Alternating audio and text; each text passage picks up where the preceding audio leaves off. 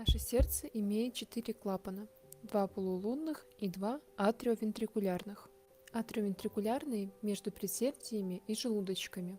Они представлены митральным с левой стороны и трикуспидальным справа, а 2 полулунных клапана находятся между желудочками и сосудами, отходящими от них. Клапан легочной артерии с правой стороны и аортальный клапан с левой. При каждом ударе сердца одни клапаны открываются, позволяя крови проходить, а другие закрываются, удерживая кровь в камере. Звук закрытия каждого из этих клапанов проводится на грудную стенку.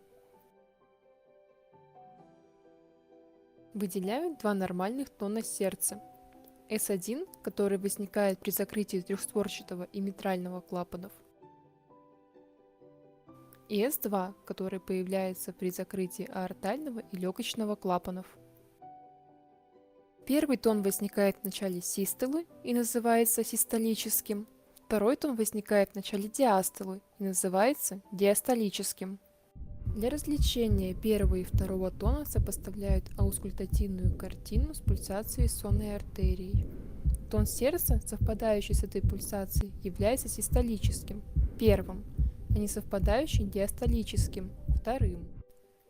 В первой точке аускультации, на верхушке сердца, оценивается состояние митрального клапана и мышцы левого желудочка. В этой точке первый тон оказывается громче второго. Во второй точке аускультации, во втором межреберье справа от грудины, второй тон оказывается громче первого. В этой точке оценивается состояние аортального клапана и восходящей части аорты. В третьей точке аускультации, во втором межреберье слева от грудины, соотношение тонов сердца такое же, как и над аортой. Оценивается состояние клапана легочной артерии. В норме громкость второго тона над аортой и легочной артерией примерно одинаковые. В четвертой точке аускультации у мечевидного отростка справа оценивается состояние трикуспидального клапана и мышцы правого желудочка. Аускультативная картина здесь близка к определяемой на верхушке, однако громкость тона несколько меньше. В пятой точке, точке Боткина-Эрба, расположенной в четвертом межреберье слева от грудины, громкость обоих тонов сердца примерно одинакова. В этой точке оценивается состояние аортального клапана.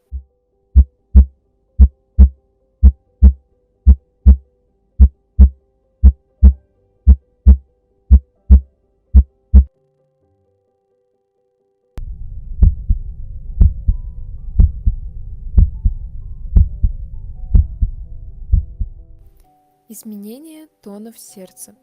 Выделяют ослабление первого тона на верхушке, усиление первого тона на верхушке. Его называют хлопающим. Усиление второго тона на аорте или на легочной артерии. Такой феномен называют акцентом второго тона.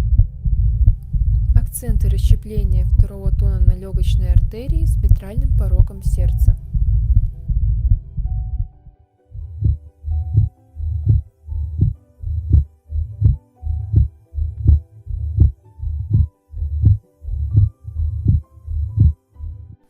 Экстратоны. Различают систолический и диастолический экстратон. Почти все экстратоны различают на верхушке и у мечевидного отростка. Систолические экстратоны выслушиваются только в фазе систолы, то есть между первым и вторым тоном. Обычно они связаны с наличием пролапса митрального клапана или выраженного уплотнения стенки аорты. Диастолический экстратон представлен третьими и четвертыми тонами сердца, а также тоном открытия митрального клапана.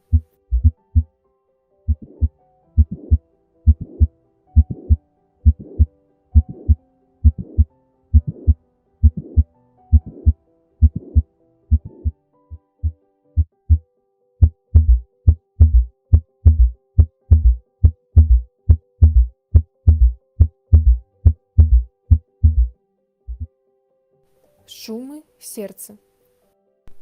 Выделяют систолический, диастолический и систоло-диастолические шумы. Систолический шум на верхушке сердца свидетельствует о наличии недостаточности митрального клапана.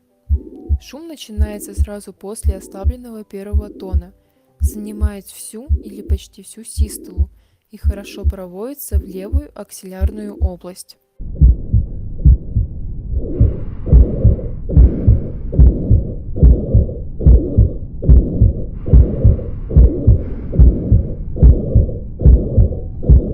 Диастолический шум на верхушке сердца обычно связан со стенозом митрального отверстия. Начинается не сразу после второго тона, а только после тона открытия митрального клапана. Их сочетание называют ритм перепела.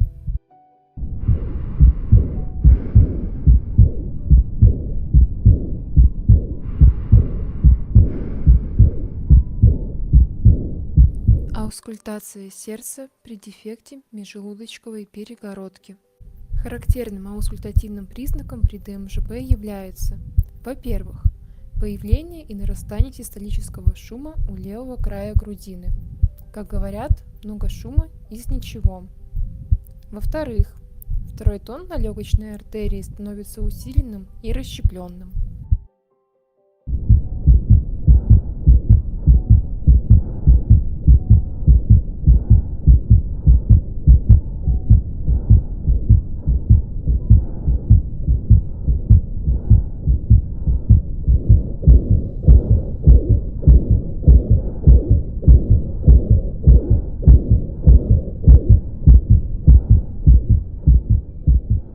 Аускультация сердца при дефекте межпредсердной перегородки.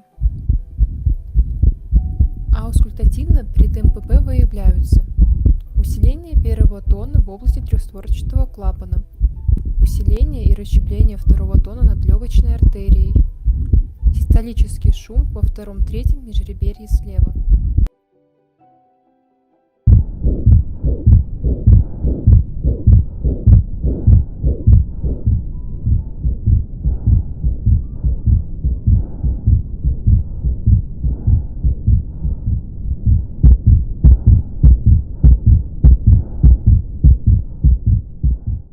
Аускультация сердца при тетрадофало.